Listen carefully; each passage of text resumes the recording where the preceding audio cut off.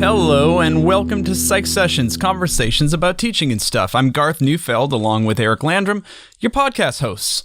As the name implies, we center on conversations about teaching, but we often veer into other interesting topics, which is the in stuff. This is episode 109, where Eric had the opportunity to interview Susan Nolan from Seton Hall University. Now, before I let you listen in on this interview, I just have a few things to share, some listening tips and favorite moments. First off, as I'm listening to these two dear friends of mine who have a long-standing friendship in their own right, I just realized how much I miss so many of you out there. I miss seeing you at conferences. There's a theme that just comes up through this conversation today that is about conferences, that is about friendships and relationships. And oh man, can we just take a moment to collectively grieve what 2020 took from us in that way? And I'm really looking forward to getting back at it. So that was really nice to hear, and I do miss you all. We get a look behind the scenes at a number of things here, but the first thing we get a look behind the scenes at is from a podcasting perspective. These two just jump right into it, so comfortable with each other. Oftentimes, Eric and I are interviewing people who we don't know very well, and sometimes it takes 15 minutes for us to get comfortable with that. Nobody gives you that in the podcasting handbook, but over the years that we've been doing this, Eric and I have had these ongoing conversations about how much time it takes just to warm everybody up till we're just having a conversation. They get right into it here. They reference the fact that Susan has been on the podcast before, so if you want to hear about Susan's backstory, you probably want to check out episode number 10, which is years old already. Susan was the 10th interview that we had on the Psych Sessions podcast, and as they mentioned, we were in her kitchen in New Jersey, and she and I had a really nice chat.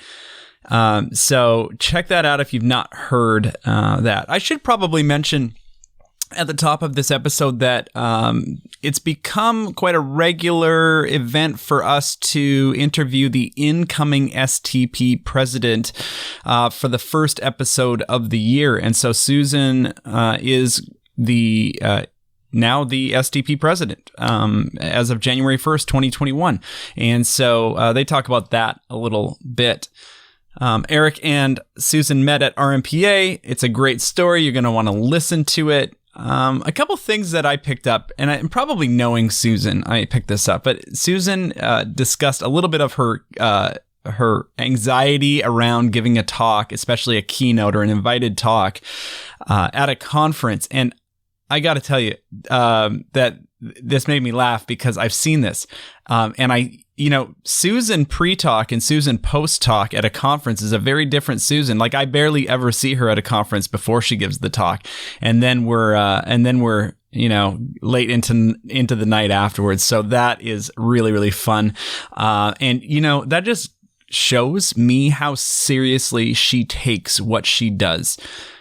Susan, I remember working on a task force once with Susan Nolan for STP, and I think I was leading the task force, but let's not kid ourselves. Susan Nolan was leading the task force. Even just as a participant, her expertise, her hard work, and they talked about this in the conversation today. It leads from wherever she is in the room. She just leads. It's really cool to be a part of that. So if you ever get a chance to work with Susan on anything, please do. She does talk about her STP presidential task forces this year. And so lots of you out there who have volunteered for those, and those are closed, by the way, but a lot of you who have volunteered for those, you'll probably get more of an inside picture, behind the scenes picture of who Susan is and what her passions are. So I can't wait for that. So anyway, here's a person who probably doesn't need to feel anxious about giving a talk because she is an eloquent speaker, an accomplished scholar. She's amazing, and yet and yet she takes it seriously. She really gives everything she's got. So thanks, Susan, for always doing that, for being a great model for the rest of us. I love the conversation about conferences. We've talked about this quite a lot, I think, I think you probably have too, if you're a conference goer, about what it's like to do these virtual conferences.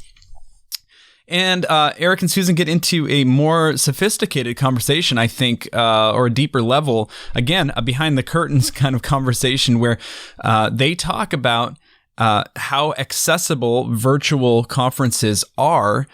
And, they can't, in my opinion, replace a face-to-face conference for all the things I've talked about already and the things that they are going to talk about. They do talk about the accessibility, how international members, those with no or low access to professional development funds, high school teachers, for example, I'm thinking about, how they can participate with this new format. And so they talk a little bit about what would a hybrid format look like. Eric brings up a great point of, and I think this is where he was going, are you taking away funding from those face-to-face because there are budgets to consider for those face-to-face meetings as well? So we'll see what conferences turn into, but I really like listening to that conversation. Eric and Susan also reveal, it's the big reveal, that Psych Sessions is going to be partnering with Susan Nolan et al. And those people have not been announced yet, but they know who they are. And Psych Sessions and Susan are going to bring some really cool resources to the teaching of psychology community through the podcast. And so we're really looking forward to partnering with her in that. They talk about that a little bit. They get into more detail about how podcasting can be used to, for example, help graduate students who may not know everything there is to know about getting into the profession or getting out into the workforce. And so how can we help them out with this format? Now, you may not know that Susan Nolan is a textbook author, twice actually. So she writes an intro psych textbook, or is on a team for that, and also a statistics textbook. And so they talk a little bit about not only being a textbook author, but also Eric and Susan worked on a book recently, an edited volume, and they talk about that experience. So if you are interested at all in that, you're going to want to tune in to what it's like to edit a book with your colleagues for some tips and hints there. Now, if you haven't figured it out yet, I'm a huge fan of Susan Nolan, STP's president for 2021. I remember sitting with Susan years ago in that kitchen doing episode 10, and we hadn't released an episode of Psych Sessions yet, and I thought to myself, I have no idea what this podcast is going to be, and I know that she was kind of she had been on STP leadership at that point in time, but she was kind of off for a year and done with those duties and was trying to figure out what next steps were. And I remember us just encouraging each other. I said, you should be STP president. And she was really excited about the podcast for me. And I'm so glad that we both took those steps forward. So Susan, congratulations, and all our best to you on a great presidential year with STP. Of course, I know that we are in good hands. So everyone, please enjoy this wonderful conversation between Eric Landrum and Susan Nolan. I am so thrilled to be here today and to be able, now I wish we were in person, but we're not. We're doing this over the internet. But I am chatting with Susan Nolan from Seton Hall University. Hello, Susan. Hi, Eric. It is such a delight to be able to talk to you today. And Susan is in rarefied air right now as we record this. She is the third guest to be invited back for a second Psych Sessions podcast interview. The other two are Dave Myers and Jane Hallinan. So how about that? Wow, what a huge honor. Two of my idols. Well, I think you have quickly risen to the ranks, Susan, of being one of those people who are idolized in the teaching of psychology and the psychology world. I know you're giggling. I know you are. And okay, so here's the thing, and it doesn't have to be about you necessarily, but why are academics in general so terrible about accepting praise?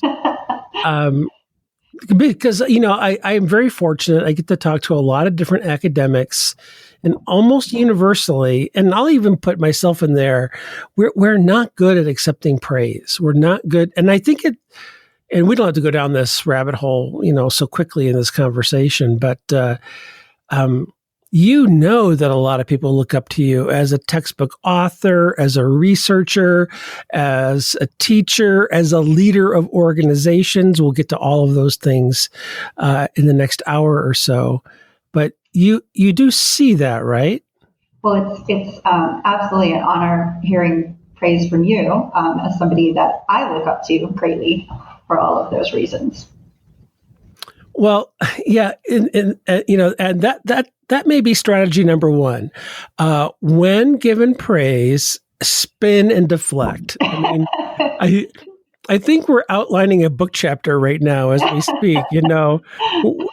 I don't, and I get it. Well, I'll move off of this, but it certainly does tend to make people feel uncomfortable, and maybe it's a cultural thing that we're not taught how to accept praise, or it makes us feel uncomfortable, or if we do, it seems like we're bragging, or it's a lack of humility, or we all still carry around imposter syndrome. I don't know what it is, but I will say thank you. I think especially coming from you, thank you.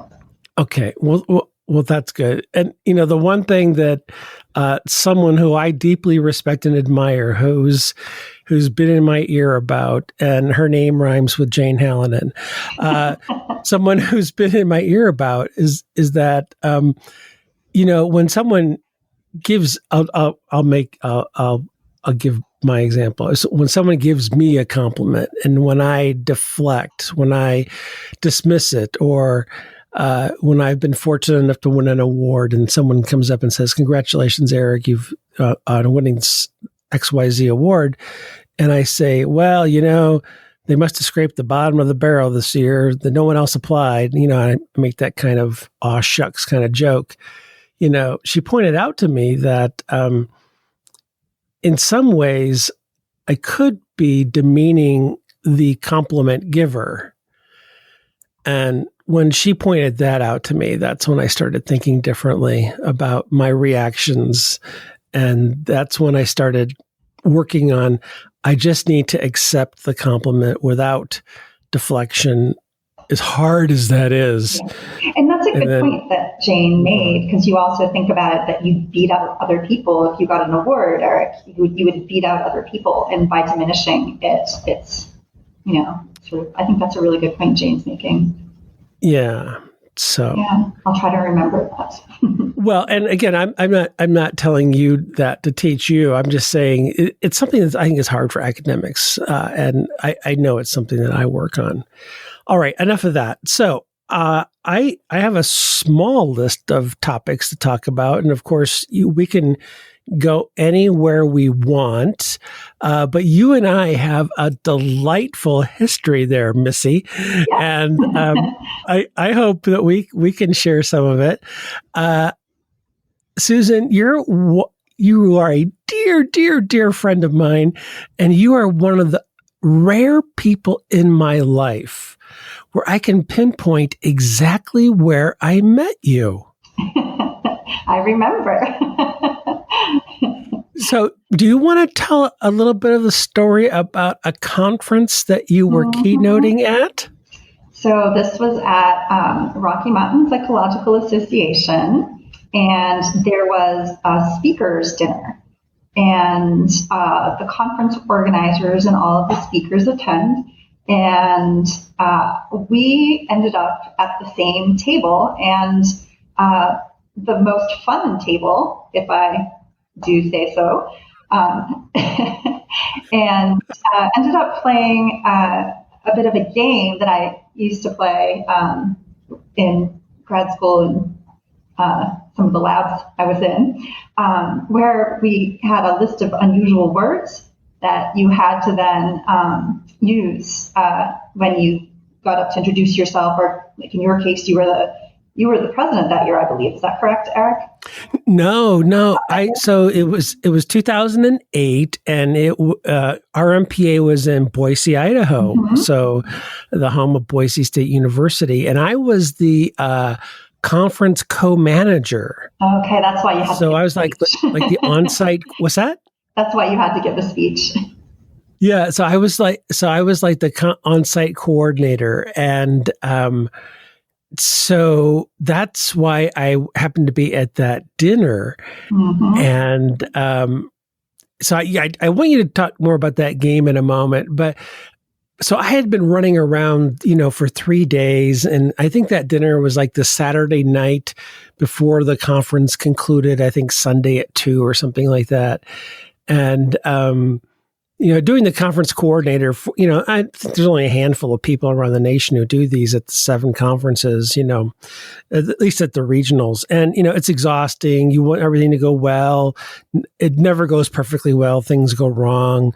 Equipment malfunctions. You're always on edge. So by the time you get to the Saturday night, almost everything is done. And the speaker's dinner, at least for RMPA, is usually a chance to relax a bit and enjoy. And I had meant to go to your session. I really had meant you were giving a keynote address. You were talking about teaching statistics, because I don't know if a new edition of your textbook with Tom Heinsohn had come out, or it had just come out, or a new edition had just come out. I really wanted to go, and I couldn't. And so we were sitting at around maybe, I don't know, 7 or 8 people, and I distinctly remember we were sitting almost opposite one another. So I got to see you and make eye contact with you. And you were this delightful person, self-assured, and got to have a conversation with this conference speaker. And also I was done speaking, so I was feeling a little more relaxed finally, because I'm always anxious before I give a talk, especially a keynote. So I was feeling very relaxed. The food's a little bit better than normal conference fare, and the wine was flowing. Mm-hmm. And I don't normally drink wine, but I was that evening. And I got on this gag. I got on this bit that your presentation was the best presentation at RMPA that year that I didn't see. And I don't know if you remember that, but I do. And then you challenged me to draw a normal curve, see if I could do it correctly. I did. I was a bit of a jerk, maybe more than a bit. So here's this. You wanted to make sure that the ends of the curves didn't touch. Right. I wanted them to be, what is it? There was a phrase I used to use when I was teaching stat. Monotonically decreasing or something like that, or, approaching the asymptotic, whatever, horizontal axis. And but you didn't warn me. You just said, draw a normal curve, and you didn't warn me what you were looking for or anything. So I was, okay. Yeah. But, you think an intro to stat textbook author could get it right. And you did, but you were so delightful, because I was this punchy guy who was tired. You'd never met before. You're sitting at this table with a bunch of people that you really don't know in a region of the country that you're not from. And you just handled it with a palm. It was so much fun. I mean, that's where I got to meet a lot of the other RMPA, that's hard to say, people that I know to this day. We just had a great, fun table. Oh, yeah, we did. I think, if I remember, Roxanne Sullivan, yep. Nancy Carlin, Bob Rychek, Cheryl Sanders. There's going to be a couple others I can't remember. Very fun. But, we still talk about that dinner and, llama and chartreuse. Right. So the game involved several words. I know for sure that glacier, llama, and chartreuse were on it. I think asymptotic. And there was, I'm pretty sure, a 5th word. And I think you were challenged in your little speech to use as many of those as possible. And I think you used them all. And I think we had a running gag that, the real winner would be the person who got one into a publication first. Right. I don't think any of us have done that yet. So no, but Jane Hallinan learned about the game, and at CTOP a couple years ago, it went on hiatus for a bit. Right before it went on hiatus, she managed to use llama in a talk. So. Well, if she's going to use llama in a talk, then I think we should co-author something with Richard Crenna, for those of you who get that inside joke from AP Psychology or who've heard the joke retold. But anyway, it was, I think, that's one of those rare times where I can actually pinpoint the exact time I met somebody, because most of the time I can't. Can you do that in your life? No, sometimes, but no, not a lot of the time. Yeah. Yeah, I just can't seem to do that.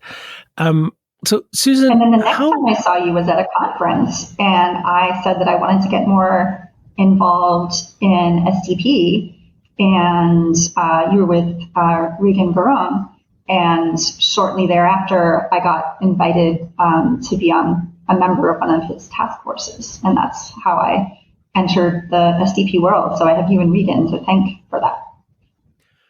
Well, that goes with both congratulations and condolences, I suppose, right? Because if I remember correctly, you were heavily involved in Division 52 at the time. Yeah, I was the treasurer of Division 52 at the time. Yeah, and so I know that's very time consuming, and those are very passionate folks. And so, you kind of segued from one division to another.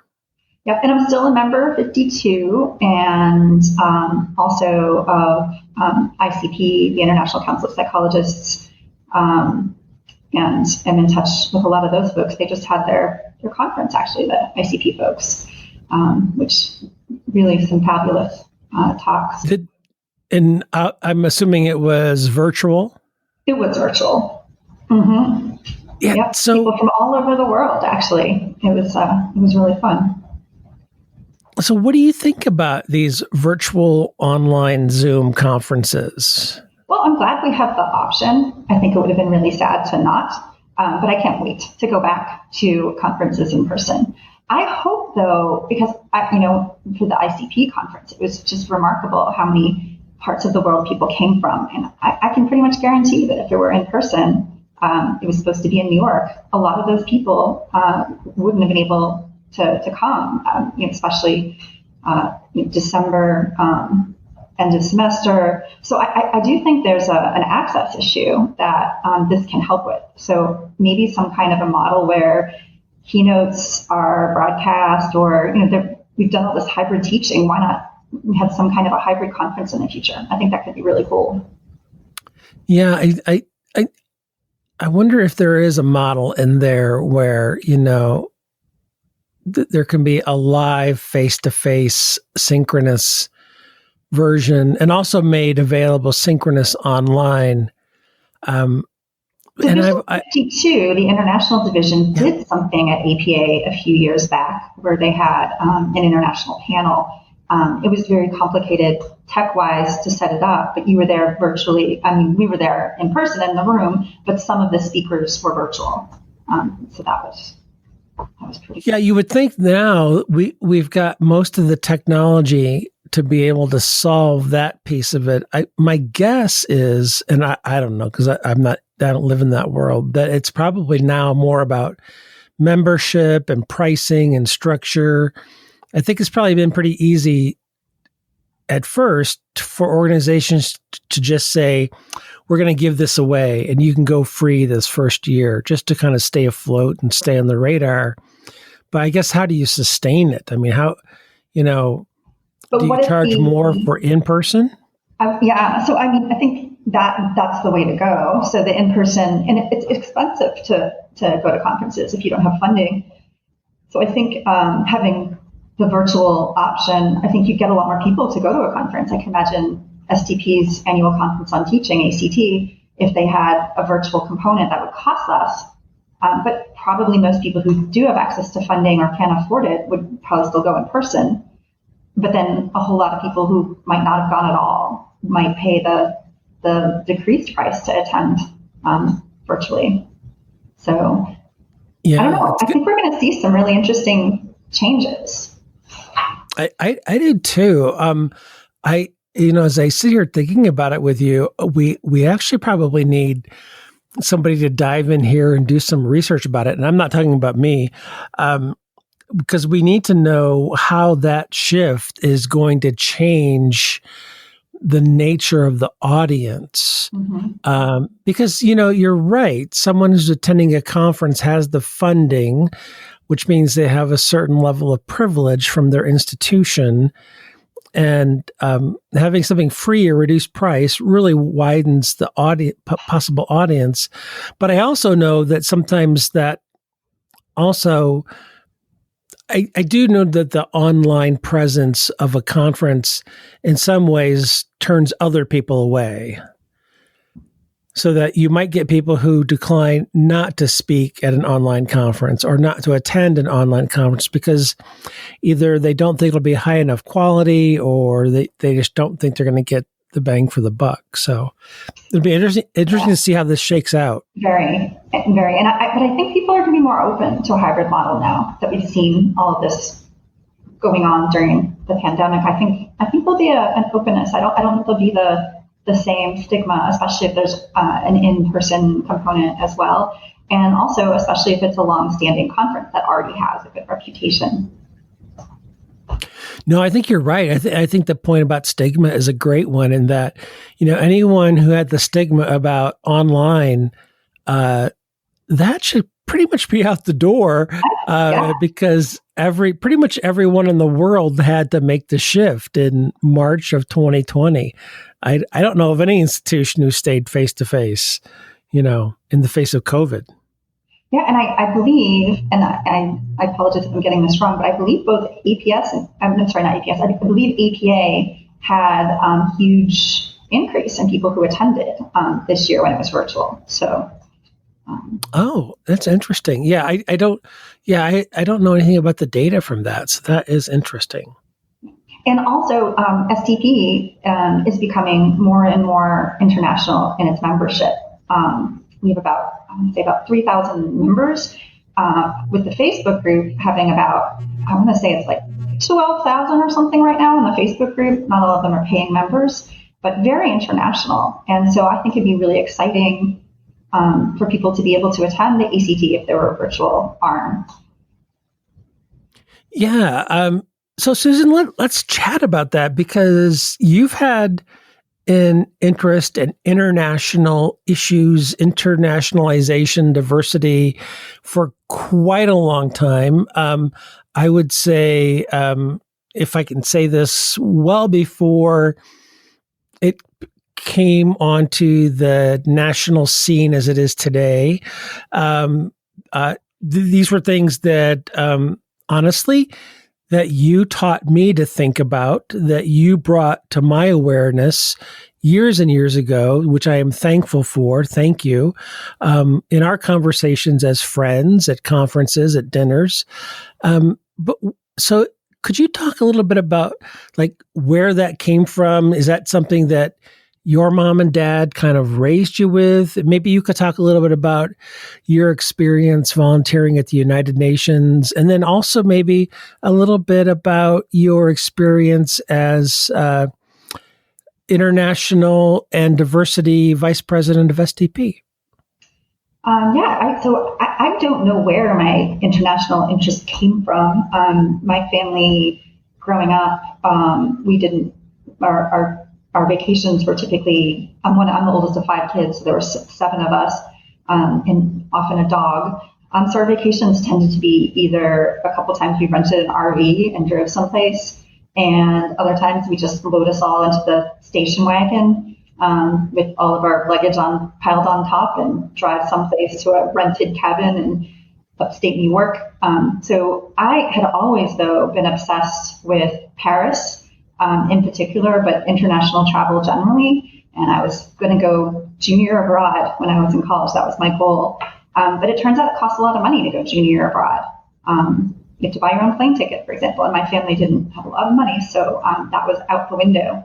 And so the first thing I wanted to do as soon as I graduated from college was move to Paris. I was just obsessed with that and where it came from. So I saved enough money to buy a one-way plane ticket and be able to live in a hostel for a couple of weeks before I would run out of money. And I think I just was so like dumb. Like, you know, some people were like, "Oh, that's really brave." I don't think it was bravery as so much as like I just figured it would work out, and it did. And I got a job teaching English and saved enough money to travel around at the end and buy a plane ticket home. And that sort of began my love of first just travel, but then expanding into just really wanting to understand other cultures and ideas. And so it became a lot more about maybe the people than the place, although both. And so when I started seeing ways that my sort of footprint in the psychology world could have an international component, that just became really exciting. And then when I saw that the American Psychological Association had a team of representatives at the United Nations, I applied for that and spent 5 years. It's a commitment of every Thursday. You spend the day at the UN working on different committees. The UN has a really robust arm of civil society. So any non-governmental organization can apply. It's a very elaborate process to have a consultative status at the United Nations. And so you see everything from, you know, the American Bar Association to the Girl Scouts and everything in between. We'll have delegations there. And the APA's, what's impressive about it is that they really do demand a commitment of their representatives and the interns. So you really are there a lot, and you start to meet people and have an influence in, you know, usually very small ways, but nonetheless, it's kind of just being an ambassador for psychology and letting people know psychology is not just mental health, and there are ways that we can have something to say about the environment or about HIV/AIDS or women's issues, and just kind of trying to make inroads. And then conversely, we were responsible for trying to bring back what's going on internationally to the psychology community by writing or presenting in those areas. So it was just really a wonderful experience. And I only stopped doing it at the end of the 5-year term. You can do 2 5-year terms for APA. I only stopped doing it just because it's such a time commitment. And yeah, but I'm still in touch with all of those people that I knew through that. And I actually just got an award from ICP for my international research and service. It's called the Fukupara Award. And they just gave it to me about a week ago at the conference. And it was really one of the most, one of the biggest honors of my career. Well, congratulations. And thank you so much for sharing that. I didn't mean to. but I'm glad that you did. Career. I'm sorry, say that again? Oh, no, just working with these international folks has just been a really important part of my career. And I've made such great connections and learned so much through this group of psychologists, very international group of psychologists. But and Susan, and I don't want to circle back too much to that, but you sharing that I think it's really important. First off, as your friend, I get to say that I'm proud of you, and that's a great honor, and congratulate you. But secondly, then you get to role model that for other people listening to this, that it's perfectly acceptable for you to be proud that you received an honor. You're not being braggadocious about it. You're just mentioning it and it's top of mind and it's relevant to our conversation. So, thank you for mentioning that. So do you think, did the Paris piece come out of like reading a book, do you think, or a story? I mean, I took French for years. Okay. And we could choose growing up to take French or Spanish. And at the time, Spanish, I think if I went back in time, it would have been more practical to take Spanish. That's what I would do now. But, growing up in New England, there are French speakers in northern Maine, and the only country I ever went to outside the U.S. as a kid was Canada. So, the Quebec region, which is French speaking. So that's why I chose French. And I think taking French classes, when you're in the beginning of French classes, you're talking about La Tour Eiffel, you're learning about Paris along the way. So I think that's sort of what I stumbled on. And then I just became obsessed with the idea of living in Paris. And I'm still obsessed with the idea of living in Paris. I'd love to go back and live in Paris. Well, and, I look back on, 2019 and you've been to Paris many times. I've been to Paris once for ICPS. And I feel very fortunate that before COVID, I had a chance to go to Paris. Yeah. And it was lovely to be there at the same time with you and with our spouses as well. So the four of us were able to spend time in Paris together, which was just absolutely special. Including at the Notre Dame Cathedral before it was so badly damaged. Not right. I mean, just a great honor to be able to be there and to travel. It's the old adage that you don't know how good you have it until it's taken away. I think a lot of people in this world have figured that out, myself included. Also, during COVID-19, differently about travel, even in the absence of the pandemic, in terms of the impact on the environment. And I think that's another factor that's going to lead to more virtual components at conferences, just because the environmental impact of having all these people flying all the time. And it makes me a little sad that it won't be just as easy or accepted to hop on a plane and go someplace. But I think that's also a reality that we need to start thinking about.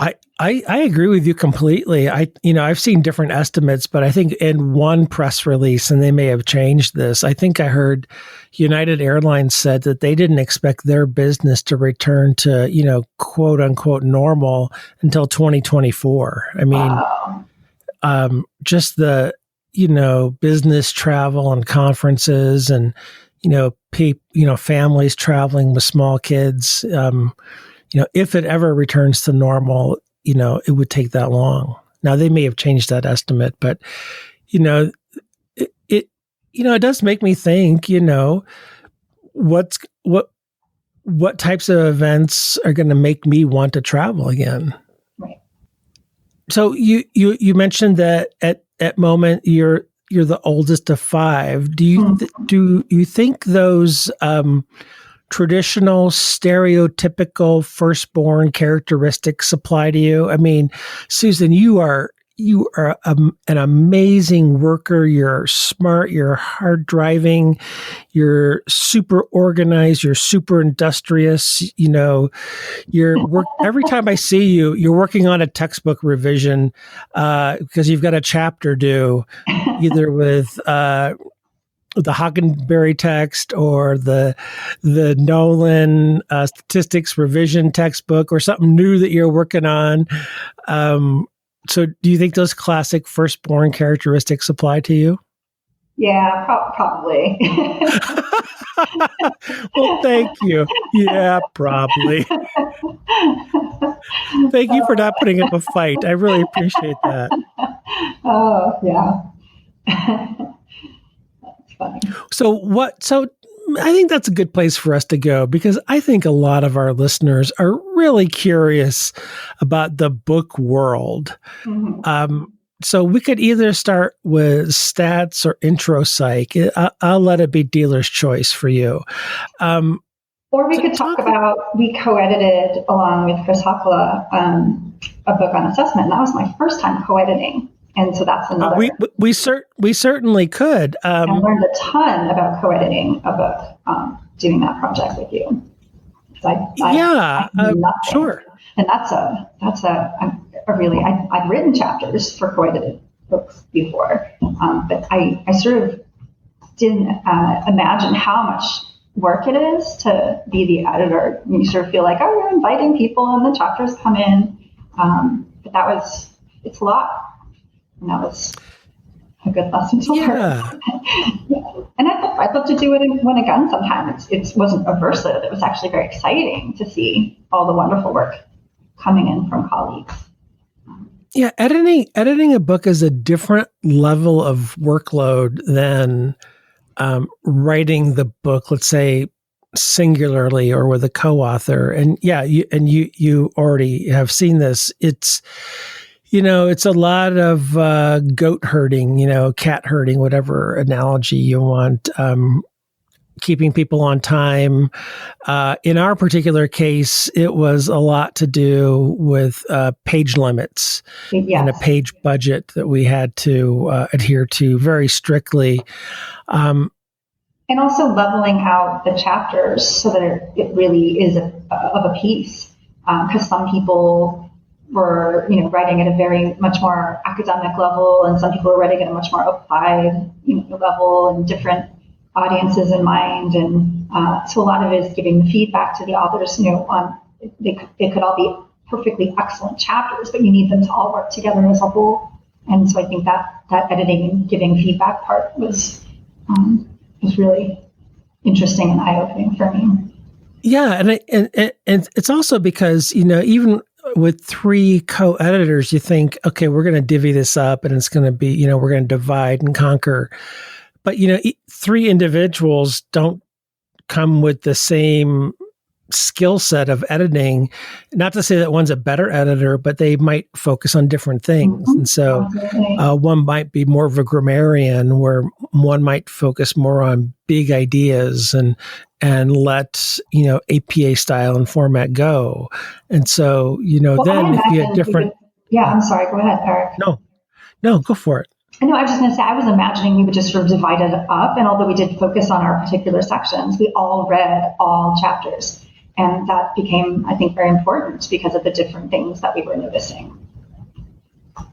Yeah, and I think the publishing world has certainly changed during my career in that it's just becoming more expensive to publish. The risk of publishing a book that does not sell well, the risk of having a failed book is greater. It's more risky business for a publisher now, so that they need to really make sure that they do everything they can to pick books that are going to do well and meet their market demand. It is a business. It's not a charity. And I think sometimes academic authors don't get that.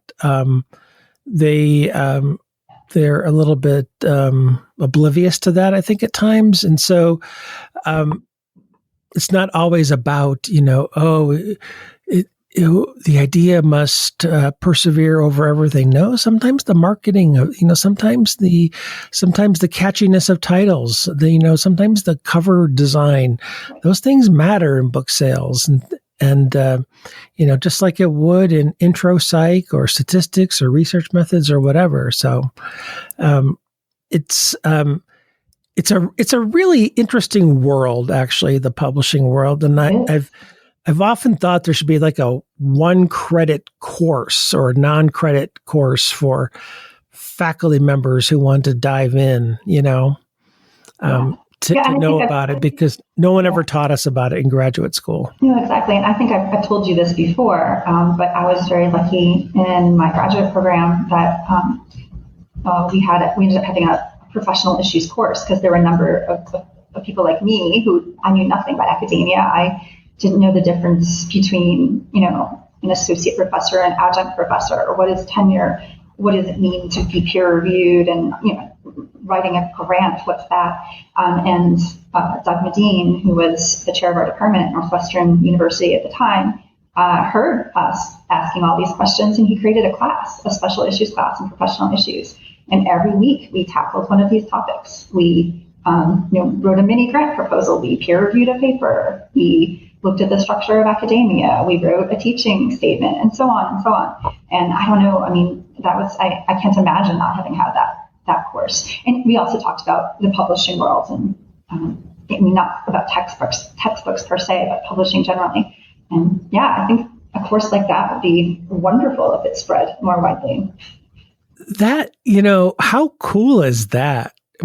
Have you stopped to think about that someone in your graduate program actually listened to all these questions that grad students were asking and said, and rather than blowing it off, like I think most grad programs probably would have done, or answered the questions one-on-one, as I hope most grad programs would, somebody got organized and said, let's design a course to answer all these questions. Yeah. That's awesome. Yeah, it was really cool. I'm forever grateful that you did that. Well, and do you think we can share with our podcast listeners the idea that you came up with that's kind of germinated from that? Sure. Am I putting you on a spot? A little bit. Well, I've been talking with you, Eric, about the idea of having a podcast dedicated to something just like that. Having brief episodes that are tackling these different topics. What does it mean to write a chapter for a accredited book?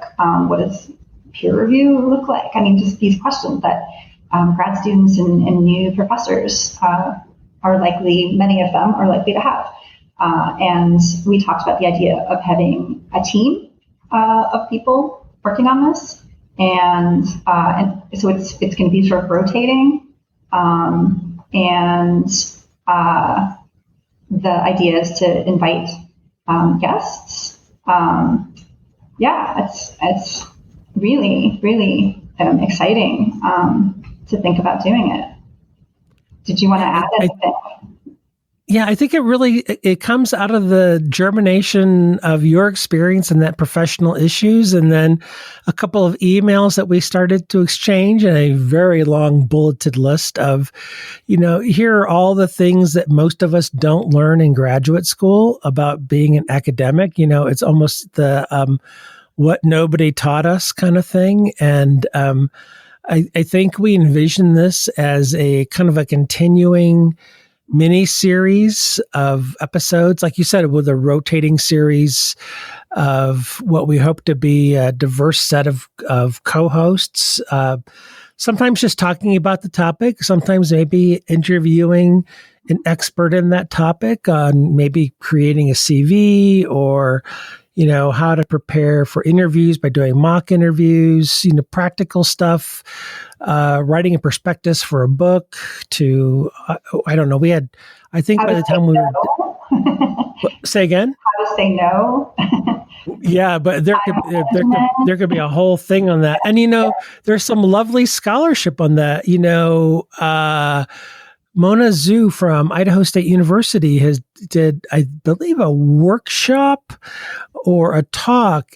She's from Idaho State, and she did a workshop at an RMPA, I think in 2019 about that. So, I mean, I think it's going to be a lovely series that'll launch in 2021 through Psych Sessions. And I didn't know we were going to talk about this today, so I don't want to announce. No, it's totally fine, and it's exciting that now that it's out there in the world, I guess we have to do it. But we have a really, I don't want to announce our other team members without having talked to them first, but just as a teaser, we have just a really fabulous group right now of a few people that are going to be heading this up. And I look forward to announcing it and introducing our amazing co-podcasters soon. Yeah, it's gonna be awesome. It's like what nobody ever taught you, and I think it'll be invigorating, not only for, like you said, for grad students, for postdocs, for early career psychologists, but also, there are some things in there for middle and even late career psychologists. Totally. If they had, and they've really. Their whole career, they've had this notion of writing a book, but they've just never really known how to get going on it. I've been talking to some of my Boise State colleagues, and we've been collaborating this past semester, looking at teamwork and how do you teach teamwork to undergraduates? How do you assess teamwork? And, by the end of the semester, I've gently told them, friends, there's a book in here. And they all go, oh, we can't write a book. There's no way we can write a book. And I've told them gently, yes, we can. Let me show you how to do this. And I think we can capture that same spirit in this series of podcast episodes, whether it's being able to write a book, or, giving the confidence about how do you start writing a grant proposal, like you mentioned, or what a good CV looks like, a cover letter, letter of intent, how to apply for a job, Writing good letters of recommendations for students, writing letters for people at other institutions. There are some that I'm glad we're going to be having guests, because I look forward to interviewing people about some things that I want to know more about. For example, when we did our assessment book, I had a Twitter account because during Hurricane Sandy all those years ago, we lost our electricity for 10 days. So I developed a Twitter account so I could tweet at our electrical company to find out when we're getting it back. And then I just basically never used it. And then when we were publishing our book with Chris, the assessment book, APA Books, which was our publisher, just announced they were putting our Twitter handles on the back of the book. And I'm like, no, wait, I don't use mine. And I'm like, we are going to now. And so I have started tweeting, oh my God. And it's like, I'm so dumb about it. Like, even navigating the Twitter system. But I would love to talk to somebody about how do you develop a good Twitter presence? And that would be something I would learn from. I recently started a Psychology Today blog with my colleague, Michael Kimball, and it's called Misinformation Desk, and it's focused on research on misinformation. But I'm so new at doing a blog that for me, I still keep, I think we've only done a few, it's very new, but I keep writing them with all these, references. And then I read other people's blogs, and they just sound more informal. Like, I would love somebody who's been doing a blog, like Dana Dunn has a Psychology Today blog, and interview him. Like, there are things I think that no matter where we are in our career, I can speak for myself, I have so many things I still need to learn. So I'm excited about interviewing people so I can learn about things I want to know more about to help me. Yeah. And I love the notion of, of course I'm biased here, but Psych Sessions being that one-stop shop for these, really brief collection of episodes. And, we number them and collect them, and, you put them together in such a way that they could be binge listened to, kind of like the Netflix, but the audio version for binging. I think it's going to be really enjoyable. And you're right, no matter where you are in your career, hopefully you're thinking about trying something new and different, or you want to improve on something that you are already doing, or you have developed expertise in something and you want to share it with others. I really need to rely on my colleagues who have been teaching online for their careers to teach me how to become a better online teacher, because there are pieces and parts of it that are missing from my repertoire. Absolutely. And, Marianne Lloyd's Ask Psych Sessions is a great model, because you can go back and look at the questions she's answering. And so, a year later, there might be something that I'm trying to do, and I want to go back and hear that particular topic. So, so let's talk about that. So first off, Marianne Lloyd is a colleague at Seton Hall University, and a dear friend of yours and a dear friend of mine.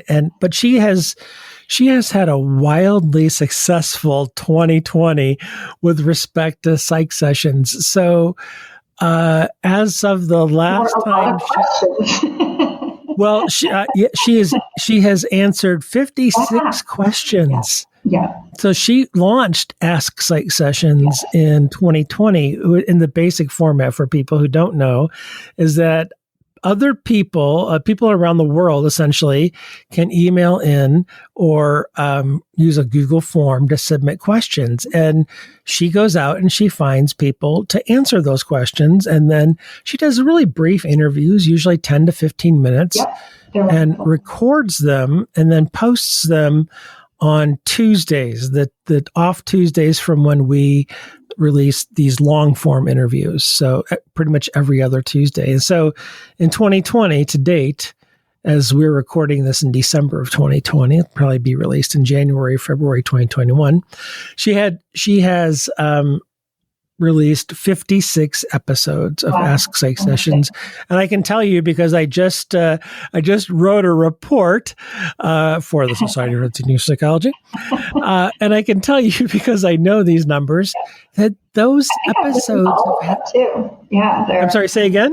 I think I've listened to pretty much all 56 of them too. So. Well, but those have been wildly popular because cumulatively there's been over 17,000 downloads of those episodes. And so she is hitting a nerve. I mean, one of the cool things, and I'll stop bragging on Marianne here in a minute. But so the cool thing about this is that she was able to pivot really quickly. So when we all did this thing in March, she released like an eight mini-series of episodes on online teaching. Yep. And then later on diversity, equity, and inclusion. Yeah, a whole thing. They're labeled DEI, diversity, equity, inclusion.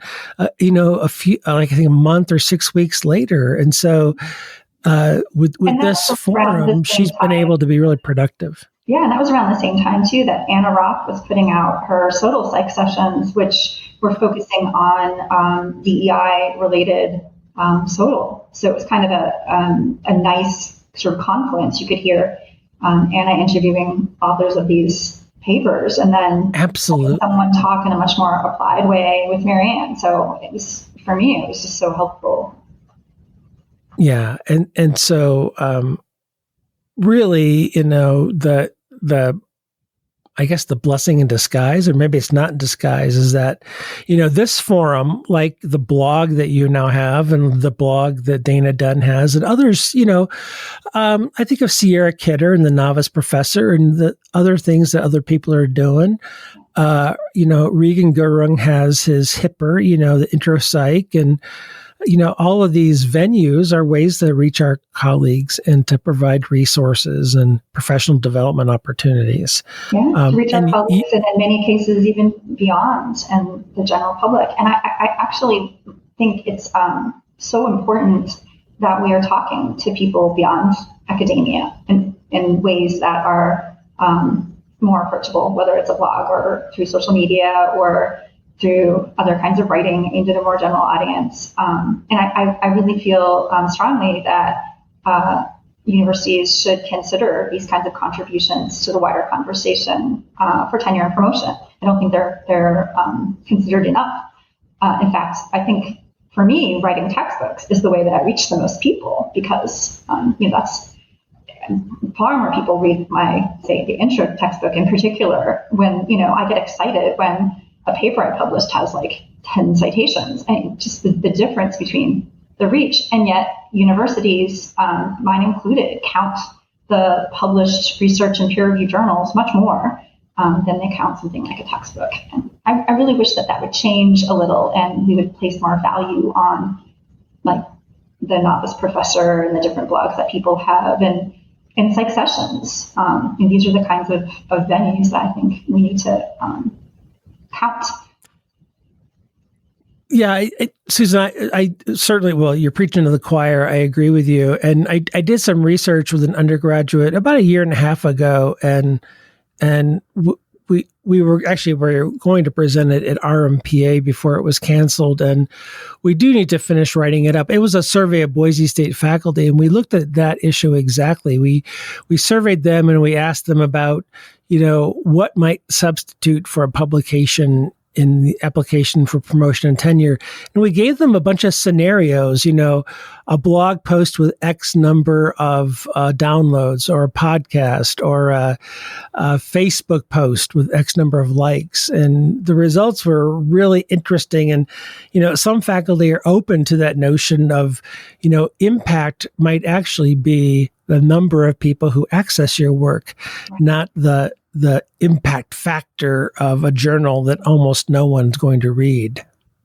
Yeah, and I have to admit that as after I got tenure and then after I became a full professor, I felt more comfortable doing these kinds of things because it's not that it doesn't matter anymore. We have annual reports, and there's the possibility of merit pay at Seton Hall. So there are still ways in which it's important, but the pressure is off. And I feel that's unfortunate that I have to wait until later in my career. I know a lot of our younger colleagues are doing this kind of amazing work even before they get tenure, which is just awesome. But I think there are a lot of people who are holding off because they are like laser focused on getting tenure and promotion, which I think is important. Like you can't really, if you don't get tenure, you can't really do all this great work. But if we change the incentive structure somewhat, I think it could make a difference.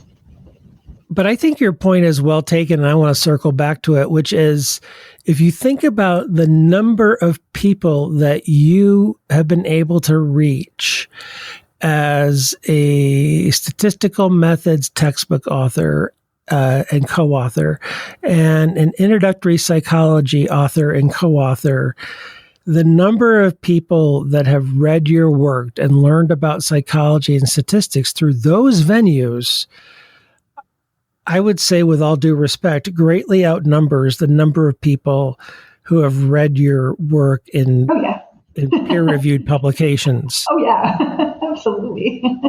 and that's no slight on your research. That's a compliment to your writing and to the topics that you're writing about. It's also a comment on the types of scholarship that they are. And I do think textbook writing is a type of scholarship, but it's just by its nature, it has that wider reach.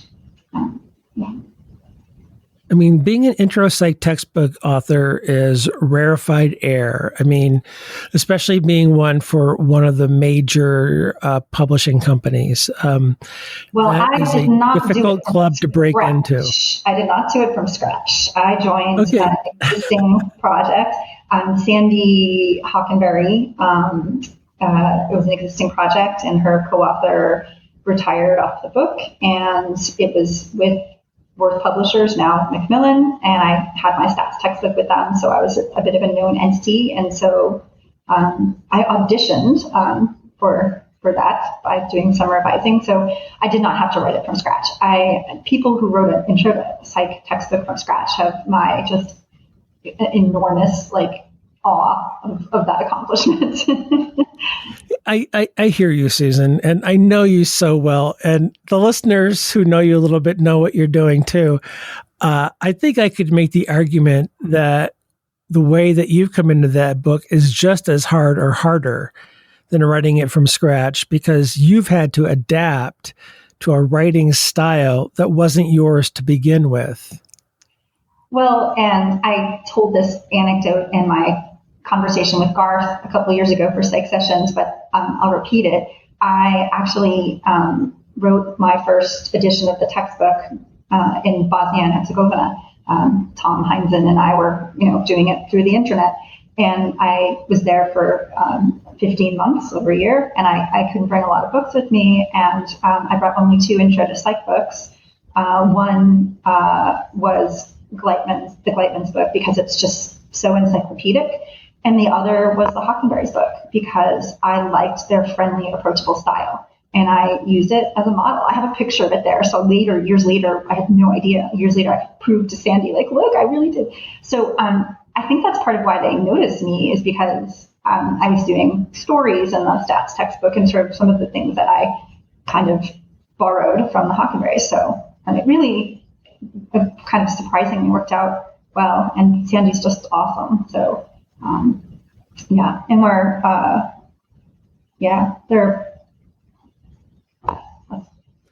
there would have been a lot of reasons for Sandy and others to notice you. Trust me, there would have been a lot of reasons. I'm not going to fight you. Thank you. So, that's not to say I'm agreeing, but I'm not going to fight you. Okay. All right. It's been noted for the record. Message received. Susan, tell the listeners a little bit about your new and upcoming role in 2021 in STP. In 2021, Susan will become president on January 1st. Yes, I am nervous about doing it and following in Amy Feinberg's footsteps, but I'm also just really excited. And I'm really excited about my presidential task forces, which I had talked about on a sidebar for psych sessions. But I am excited to announce now the chairs of the three groups. So there's a task force on the integration of diversity, equity, and inclusion and international initiatives across STP. And Dr. Arlen Garcia is going to chair that task force. The second one is Task Force for Resources for Pivot Teaching, and Dr. Janelle Cavazos is going to chair that task force. And finally, there's a task force on statistical literacy, reasoning, and thinking, updating previous guidelines from actually a presidential task force I chaired a long time ago. And I'm really excited that Dr. Jess Hartnett, who some people might know from her not awful and boring stats stuff, is going to chair it. With two subcommittee chairs. Garth Neufeld is going to chair the Intro to Psych subcommittee, and Erin Freeman is going to chair the Psych Majors subcommittee. So really, really amazing talent leading those task forces. And there's too many people to list them all right now, but I'm going to post the rosters pretty soon. Online in connection with my first presidential blog post on January 1, and you'll see the amazing talent of people who have volunteered for these very diverse in lots of different ways, types of institutions, and gender, racial, and ethnic background, and so on and so forth. I'm really, really excited to see the work they're going to do. So congratulations. You've got that all set and ready to go before the year has started. That sounds like it's already been a lot of work on your part. My hard work's over, though. Now they have to do the hard work. Okay. All right. We'll see about that. So are there any, are the rosters all filled for all of the task forces? They are. Yes. Okay. Yeah, very good. And it was a very informal process. I took volunteers, and it really led to a kind of a lot of people who've never been involved with STP before. It was really nice not to have to pick among people, but just the very specific talents and experiences that they're bringing to it. So it was really kind of just fun for me to see people emailing me like, "Here's why I want to do this. I'm really excited about it." So yeah. So Susan, when did you know you were elected? Was that around July or August? It would have been a year. So probably around, I think it was like June, and it would have been not this past June, but the previous June. So I'm trying to figure out for our listeners, if they want to get involved with the next president, what would be the best time in 2021 to email? So Linda Wolf is going to be president. She's president-elect as of January 1, and so she will be president a year from January 1. She probably will announce her task forces at ACT next year at the annual conference on teaching. Probably October. Yeah. Okay. So for our listeners, she may know what her task forces are before then, but that's when they're formally announced. So for our listeners, if you want to get involved in, like, for example, if you've heard some of Susan's ideas and the task force titles, but you kind of feel like you missed out, there's always going to be opportunities. I would be watching and listening carefully, watching the STP webpage at teachpsych.org and there's a Get Involved page October. on that. That's right. Yep. So if you go to teachpsych.org and look for Get Involved and click that, there are always opportunities there. And, we're a pretty large organization, so there's a lot of different roles to fill and always looking for new people. We also have term limits, which is great because it keeps, new people coming in. And so that's one of the reasons that there's always things opening up. So I highly encourage term limits kick out riffraff like me that have to move on so that new people can get involved. I know. I'm actually a little sad because after my presidential year, I'll be past president, and then I'm going to be one of those washed up people along with you, Eric. I called myself riffraff. I didn't call myself washed up, but I'll take washed up from you. And obviously, I'm joking. Well, and to be fair, there are, even after you've been served as president, there are ways to still stay involved, as I have, and as I suspect you will as well. There are a number of ex-presidents involved in different areas of STP. Yeah, we've been thinking about forming a band called the Ex-Presidents, but we haven't been able to rehearse in person, and this rehearsing over Zoom just doesn't go well. Don't let me Susan, I've had you on the line for almost an hour.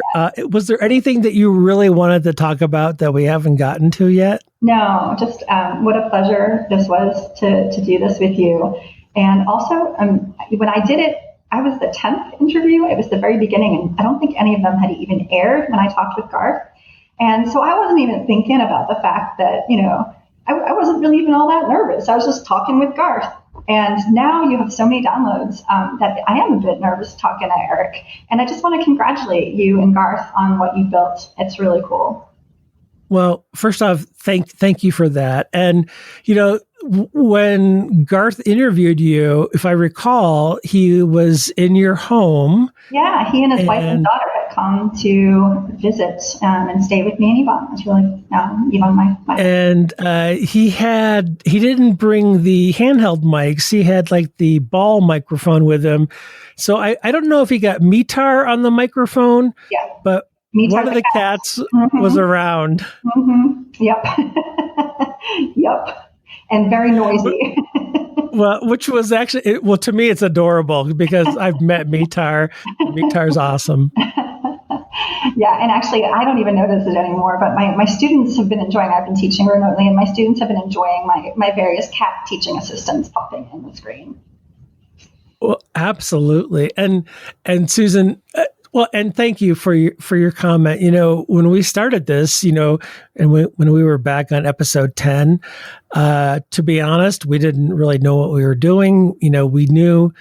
We thought this was a cool idea, and we thought, hey, we get to talk to our friends and our teachers of psychology, and maybe some people we don't know that well, but hey, we get to talk about the teaching of psychology, and we love doing that anyway. Why not ask permission and record these and see if anyone else will listen? And we've just been really fortunate that people will listen. And, we kind of thought it might be a professional development thing for some people, and it has turned out to be that. And then, Garth gets very creative about it. And so we start marketing these little mini series together for binge listening and coming up with themes. Then we start adding people that really are creative and have great ideas and think about things differently. And then that becomes just really interesting and important. So, yeah. And I'm really excited to introduce our team for the new podcast. I think people will be really excited. And yeah, I mean, that's the kind of the cool thing about inventing your own thing. We're not a multinational organization that takes months and months to make decisions. We're really 4 people working together that can pivot pretty quickly. So that's kind of cool. Well, thank you so much, Eric. This has been fun.